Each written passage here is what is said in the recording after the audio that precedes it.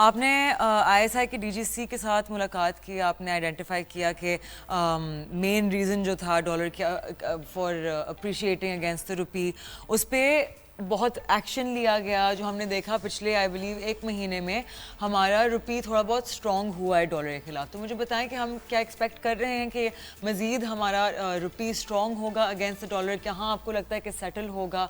What are we expecting?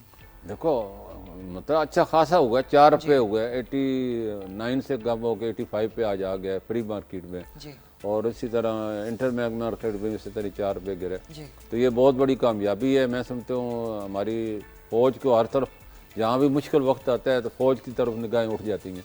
और खुफिया ठिकाने जब बन जाएँ और खुफिया लोग जो है पाकिस्तान की इकानमी के साथ खेलें तो खुफिया एजेंसी उसको सदेबाप कर सकती हैं। तो हमने उनको इसलिए रिक्वेस्ट की थी कि आप क्रैक डाउन करें, इनके खिलाफ दोबारा स्मगलिंग शुरू हो गई है। जी और मैं समझता हूँ उन्होंने बड़ी मेहरबानी की। उन्होंने लॉ इन्फोर्समेंट एजेंसी को कहा और क्रैक डाउन शुरू, आप रोज़ पढ़ रहे हैं लोग पकड़े भी जा रहे हैं, बहुत से लोग अंडरग्राउंड हो गए। लेकिन उससे बहुत बड़ा फ़र्क पड़ा है। हुंडिया वाला ऑपरेटर के खिलाफ और करेंसी स्मगलर के पास जब से ये एक्शन हुआ है तो 85 पे हो गया, 89 से। और लोग तो 200-300 की बातें फिर दोबारा करने शुरू हो गए थे, क्योंकि इस बजट में आपको पता होगा हुकूमत ने जो एलोकेट किया था अपने लोन और सूद देने के लिए डॉलर का रेट वो 290 था। तो जितने भी लोग थे वो इस उम्मीद पे थे कि 290 से का मतलब है 300।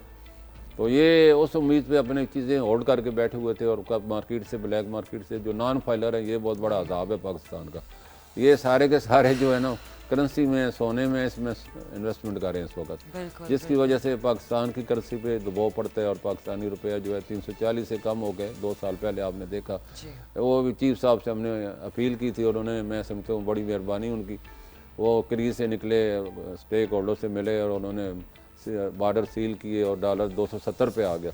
और 2 साल में दोबारा उस तरफ रवां दवा था। फिर हमने रिक्वेस्ट की तो उन्हें आना पड़ा।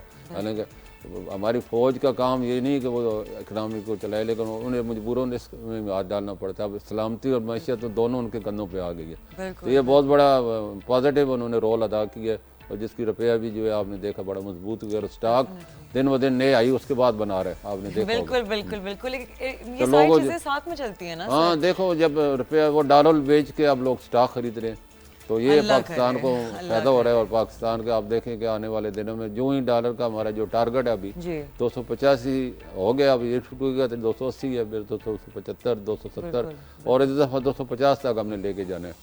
तो ये इंशाल्लाह होएगा, इंशाल्लाह। इसका कोई टाइमलाइन देखो, इसके ऊपर आने में 2 साल लगे हैं, तो हमें साल तो देना कम अज कम। बिल्कुल